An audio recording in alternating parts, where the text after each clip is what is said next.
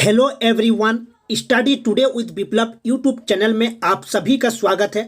आज हम JCERT द्वारा जारी किए गए सेकंड टर्मिनल एग्जामिनेशन 2021-22 के मॉडल क्वेश्चन पेपर को डिस्कस करेंगे। सेट 3 को डिस्कस करेंगे। क्लास 11 के मॉडल क्वेश्चन पेपर सेट 3 को डिस्कस करेंगे जो कि ज्योग्राफी से रिलेटेड है। याद रखिएगा, ज्योग्राफी से रिलेटेड है। मॉडल क्वेश्चन पेपर सेट 3 को डिस्कस करेंगे। यहाँ पर आपको टोटल मार्क देखने को मिलेगा, फुल मार्क देखने को मिलेगा 35 और समय मिलेगा 1 घंटा 30 मिनट। जनरल इंस्ट्रक्शन को देख लीजिए। याद रखिएगा, एग्जाम में क्वेश्चन मॉडल क्वेश्चन पेपर से पूछे जाएंगे, इसीलिए ये वीडियो आपके लिए बहुत ही इंपॉर्टेंट है। वीडियो को अंत तक देखिएगा, वीडियो को लाइक करिएगा, दोस्तों में शेयर करिएगा। तो जनरल इंस्ट्रक्शन को देख लीजिएगा। जनरल इंस्ट्रक्शन को देखते हैं, ध्यान से देखिएगा। परीक्षार्थी यथासंभव अपने शब्दों में उत्तर दे। यहाँ पर टोटल क्वेश्चन देखने को मिलेगा 19 कुल प्रश्नों की संख्या 19। और ध्यान से देखिएगा, क्वेश्चन 1 से 7 तक अति लघुत्तरीय प्रश्न है। किन्हीं 5 प्रश्नों का उत्तर आपको देना है और 1 वाक्य में देना है और प्रत्येक प्रश्न का मान 1 अंक निर्धारित है। फिर नेक्स्ट देखिए, 8 से 14 तक लघुत्तरीय प्रश्न है। इनमें आपको 5 प्रश्नों का उत्तर देना है और 50 शब्दों में उत्तर देना है और प्रत्येक प्रश्न का मान 3 अंक निर्धारित है। फिर नेक्स्ट देखिए, 15 से 19 तक दीर्घ उत्तरीय प्रश्न है। इनमें किन्हीं 3 प्रश्नों का उत्तर आपको अधिकतम 150 शब्दों में देना है और प्रत्येक प्रश्न का मान 5 अंक निर्धारित है। तो चलिए क्वेश्चन को डिस्कस करते हैं। क्वेश्चन को ध्यान से देखिएगा। मॉडल क्वेश्चन पेपर से क्वेश्चन है, एग्जाम में आपको देखने को मिलेगा, तो वीडियो को लाइक करिएगा। क्वेश्चन को ध्यान से देखिएगा। क्वेश्चन नंबर 1 को देखिए। क्वेश्चन नंबर 1, महासागरीय जल की औसत लवणता क्या है? याद रखिएगा, महासागरीय जल की औसत लवणता होती है 35%। याद रखिएगा, महासागरीय जल की औसत लवणता क्या है? 35% है। नेक्स्ट क्वेश्चन देखिए, पृथ्वी के कितने प्रतिशत भाग पर जल है? आपको पता है 71% या 70%। पृथ्वी के 71% भाग पर जल है। नेक्स्ट क्वेश्चन को देखिए, ये अति लघुत्तरीय प्रश्न है। वर्तमान में भारत में कितने राज्य एवं केंद्र शासित प्रदेश है? वर्तमान में भारत में 28 राज्य और 8 केंद्र शासित प्रदेश है। याद रखिएगा, जो न्यू केंद्र शासित प्रदेश है, एक लेह, एक जम्मू एंड कश्मीर। ठीक है, 2 भागों में है। ठीक है, जम्मू और कश्मीर 2 भागों में है, एक लेह हो गया और एक Jammu and Kashmir. Next question को देखिए। क्वेश्चन नंबर 4, पश्चिमी घाट के किन्हीं 2 दर्रों के नाम लिखे। पश्चिमी घाट जैसे महाराष्ट्र, ठीक है, पश्चिमी घाट जैसे महाराष्ट्र, केरल, कर्नाटक, ये पश्चिमी घाट के अंडर में आता है। ठीक है, तो पश्चिमी घाट के थाल घाट नासिक मुंबई और भोर घाट मुंबई पुणे, ये पश्चिमी घाट के 2 दर्रों के नाम है। याद रखिएगा, थाल घाट नासिक मुंबई और भोर घाट मुंबई पुणे, ये पश्चिमी घाट के 2 दर्रों के नाम है। नेक्स्ट देखिए, अपवाह तंत्र किसे कहते हैं? ये जो ड्रेनेज सिस्टम होता है, ये क्या है? याद रखिएगा, अपवाह तंत्र एक प्रवाह प्रणाली है, अर्थात ड्रेनेज सिस्टम है। किसी नदी तथा उसकी सहायक धाराओं द्वारा निर्मित जल प्रवाह की विशेष व्यवस्था है। याद रखिएगा, किसी नदी तथा उसकी सहायक धाराओं द्वारा निर्मित जल प्रवाह की एक विशेष व्यवस्था है, एक सिस्टम है। इसी को कहा जाता है अपवाह तंत्र, अर्थात ड्रेनेज सिस्टम। मतलब जैसे नदी को काटकर अपने पानी को ले जाया गया ताकि खेती किया जा सके, इसी को कहा जाता है ड्रेनेज सिस्टम। नेक्स्ट क्वेश्चन को देखिए, नर्मदा नदी का उद्गम स्थान कहाँ है? नर्मदा नदी का उद्गम मध्य प्रदेश के अनूपपुर जिले में विंध्याचल और सतपुड़ा पर्वत श्रेणियों के पूर्वी संधि स्थल पर स्थित अमरकंटक में नर्मदा कुंड से हुआ है। याद रखिएगा मेन पॉइंट को कि विंध्याचल और सतपुड़ा पर्वत श्रेणी और याद रखना अमरकंटक। ठीक है, इन 2 नामों को याद रखना, विंध्याचल और सतपुड़ा पर्वत श्रेणी और अमरकंटक। ठीक है, नेक्स्ट क्वेश्चन को देखिए, भारत की तटीय रेखा की लंबाई कितनी है? भारत की तट रेखा की लंबाई 7516 किलोमीटर है। याद रखिएगा। नेक्स्ट क्वेश्चन को देखते हैं। नेक्स्ट क्वेश्चन देखिए, लघुत्तरीय प्रश्न है। हमने अति लघुत्तरीय प्रश्नों को डिस्कस किया, अब लघुत्तरीय प्रश्न।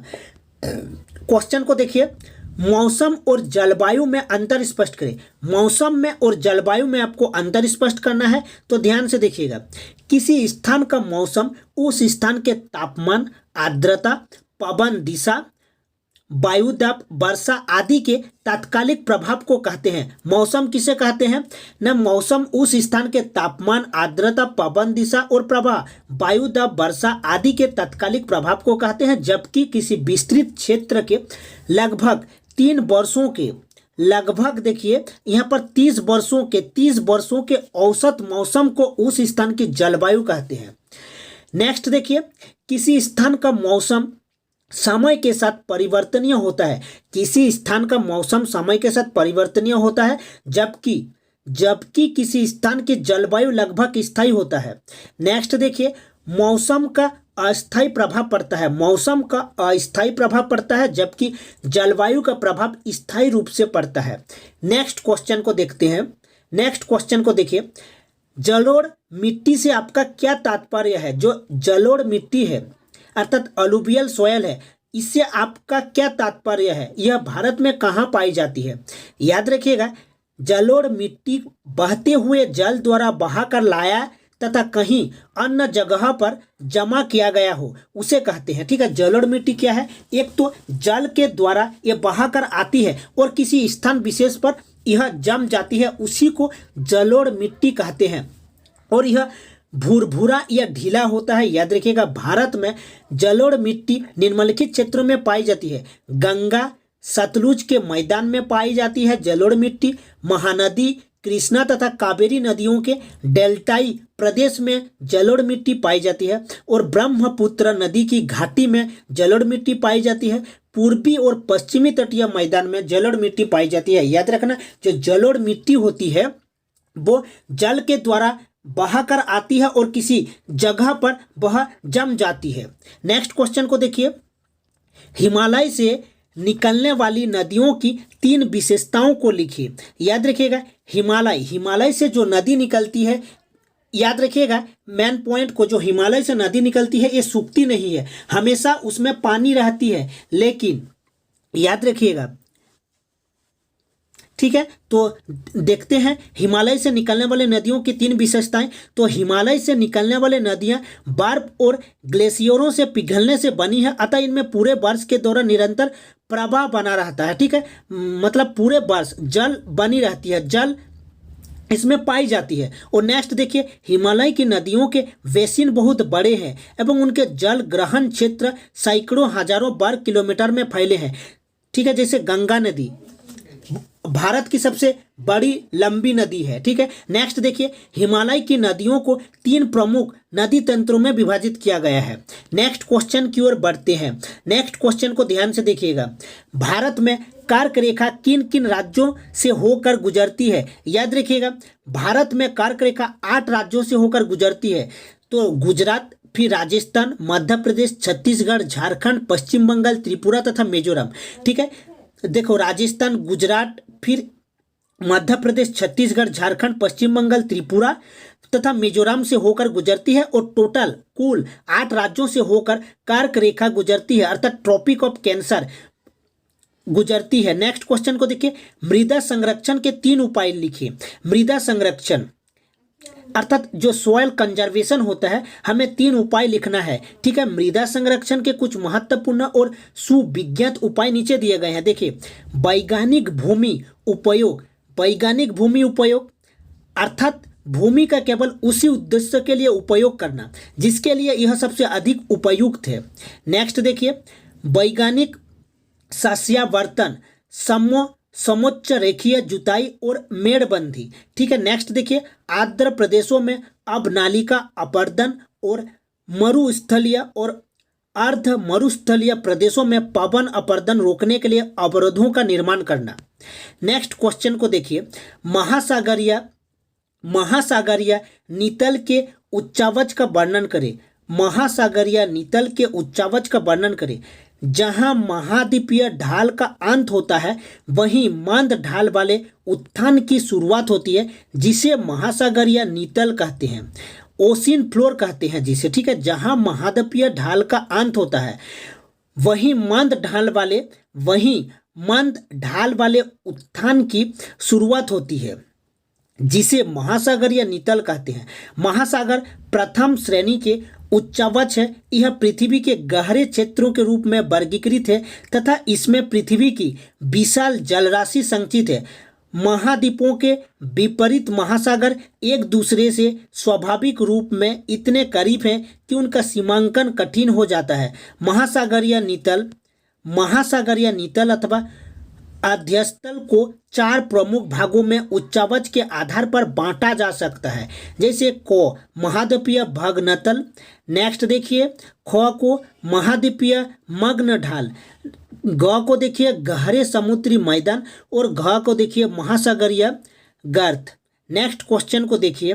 नेक्स्ट क्वेश्चन, लाल मृदा के विशेषताओं को वर्णन करें। याद रखिएगा जो लाल मृदा होती है उसमें एल्यूमिनियम पाई जाती है और आयरन पाई जाती है, अर्थात लोहा पाई जाती है। और आयरन ऑक्साइड के कारण जो लाल मृदा का जो रंग होता है, जो कलर होता है, वो रेड होता है। याद रखिएगा। और याद रखिएगा इसमें बाजरा, ज्वार अर्थात मोटे अनाज वाली फसलें होती है लाल मृदा में, ठीक है। इसमें एल्यूमिनियम और आयरन पाई जाती है, जिसके कारण आयरन के कारण इसकी जो रंग है वो लाल होती है। तो देखिए लाल मिट्टी की मुख्य विशेषताएं निम्नलिखित है। इस मिट्टी का निर्माण उन शैलों से होता है जिसमें लोहा पदार्थ मिले होते हैं, अर्थात लाल मिट्टी का निर्माण शैलों से होता है जिन शैलों में लाल पदार्थ अर्थात लोहा पदार्थ मिले होते हैं, ठीक है, आयरन मिले होते हैं। नेक्स्ट देखिए मिट्टी में आयरन ऑक्साइड होने के कारण इसका रंग लाल होता है। लाल मिट्टी में घुलने वाले तत्व जैसे लोहा तथा एल्यूमिनियम की अधिकता रहती है, किंतु फास्फोरस, पोटास, नाइट्रोजन, जीवाश्म तथा चूने की कमी रहती है। लाल मिट्टी साधारण प्रकार की मिट्टी होती है, अतः इसमें विविध प्रकार की मोटे अनाज वाली फसलें जैसे ज्वार, बाजरा आदि की कृषि की जाती है। नेक्स्ट देखिए लाल मिट्टी में जल सोखने की शक्ति कम है, इसलिए इसमें केवल वर्षा के समय ही कृषि की जाती है। नेक्स्ट देखिए लाल मिट्टी कहीं पर पीली, कहीं पर लाल, कहीं पर भूरी दिखाई देती है।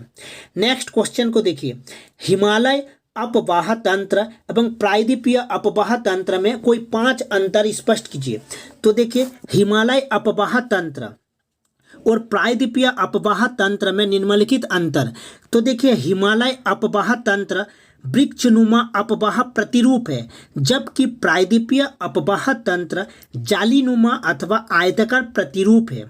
नेक्स्ट देखिए हिमानियों से उत्पन्न होने के कारण हिमालय की नदियां सदावाहिनी है, अर्थात हमेशा बरसों भर उसमें पानी पाई जाती है, हिमालय से जो नदी उत्पन्न होती है।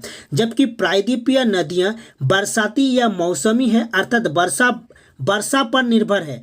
प्रायद्वीपीय जो नदियां होती है वो वर्षा पर या मौसमी पर निर्भर होती है।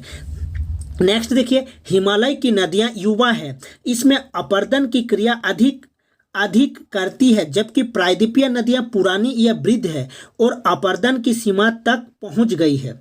नेक्स्ट देखिए हिमालय की नदियां कहीं कहीं गर्ज बनाती है, जबकि खड़ी ढाल के कारण प्रायद्वीपीय नदियां जलप्रपात का निर्माण करती है। नेक्स्ट देखिए हिमालय की नदियां समतल भूभाग से गुजरने के कारण नौका संचालन के लिए उपयुक्त है, जबकि प्रायद्वीपीय नदियां गहरी गहरी खाई से युक्त होने के कारण नौका संचालन के लिए उपयुक्त नहीं है। नेक्स्ट क्वेश्चन को देखिए, क्वेश्चन नंबर 16 का देखिए। क्वेश्चन नंबर 16, भारतीय जलवायु के मुख्य विशेषताओं का वर्णन कीजिए। भारत में मानसून जलवायु प्रवृत्ति भारत की एकता दिखाती है। याद रखिएगा भारत में जो मानसून है वो जलवायु प्रवृत्ति भारत की एकता दिखाती है। यद्यपि बहुत सी प्रादेशिक विभिन्नताएं देखने को मिलती है, ये विभिन्नताएं तापमान और वर्षा के वितरण में पाई जाती है। उदाहरण के लिए केरल और तमिलनाडु की जलवायु उत्तरी भारत के उत्तर प्रदेश तथा बिहार से भिन्न है। याद रखिएगा केरल और तमिलनाडु की जो जलवायु है वो बिहार और उत्तर प्रदेश से बिल्कुल भिन्न है, जबकि सारे देश में मानसून जलवायु होती है।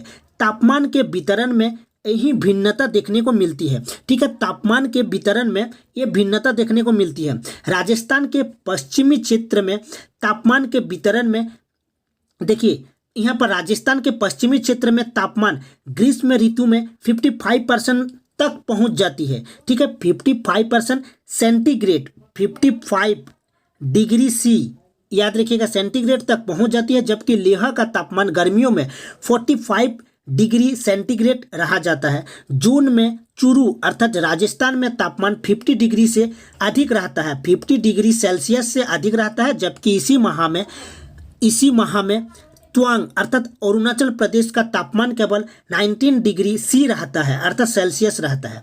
वर्षा के वितरण में भी इसी प्रकार की कुछ भिन्नताएं मिलती है।